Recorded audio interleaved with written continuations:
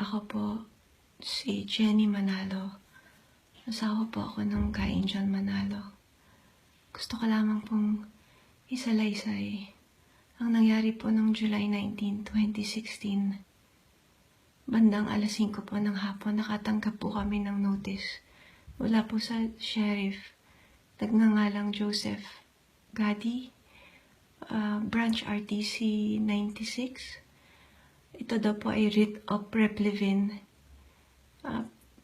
Pero nakalagay po doon sa first page po, meron po kaming 15 days para po tumugon. Nagtataka po kami, yung pong 15 days naging 30 minutes. Sinabi po nila na gustuhin man daw po namin o ayaw, ay papasukin po nila kami. Nung 30 minutes po na yun, unti-unti na po nilang sinisira ang mga gate. Nang makapasok po sila, meron po silang dalang backhoe. Kaya po, hiniba nila ang pader at nakapasok po sila sa may garden po namin.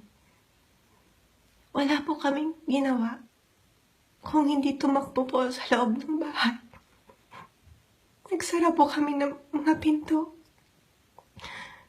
Habang pinanonood namin sila sa bintana, kinukuha nila ang mga sasakyan. Hinintay po namin matapos sila. May mga spotlight po silang nilagay tinutok sa aming bintana. Nang makuha po nila ang mga sasakyan, akala po namin tapos na, lalabas na sila. Sapagkat pinatay pa nila ang mga spotlight.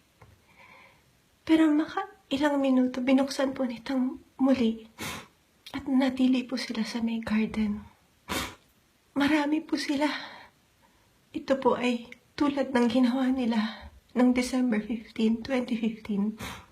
Maraming construction. Pero ito, maraming mga naka-shotgun. Meron pa pong mahabang baril. Nandun po sila sa may garden hanggang gabi. Hindi po kami makatulog dahil hindi po namin alam kung ano pong pinaplano nila. Kinabukasan po, nandun pa rin sila. Tinitignan namin sila habang kinukuha pong mga gamit. Nung gabi po nung July 19, unti-unti na po nila kinukuha yung mga gamit nun po sa may harapan ng bahay. Dahil yung pong harapan ng bahay, naging kusina po namin yun. Pati nga po yung hapunan namin, kinuha nila. Lahat po, kinuha nila. Noong July 20, nakikita po namin sa bintana, kinukuha po nila yung mga royal cords and generator, mesa, electric fan, mga damit naming nakasampay. Tapos po, nakuha pa pong maglaro ng basketball. Noong July 21, nakita po namin may ginugulong po sila na parang gola. Dalawa po yun doon sa bandang dulo, malapit po sa aming gate.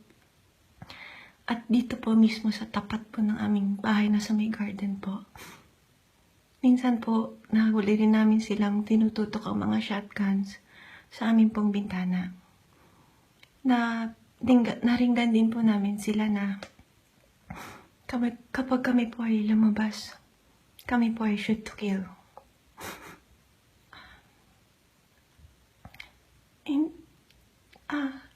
Ako po ay umiling kumakatok sa puso ng ating mga kapatid. Sana tulungan niyo po kami. Panalangin niyo po kami. Sumasampalataya po ako na hindi po kami papabayaan ng ating Panginoon Diyos. Salamat po.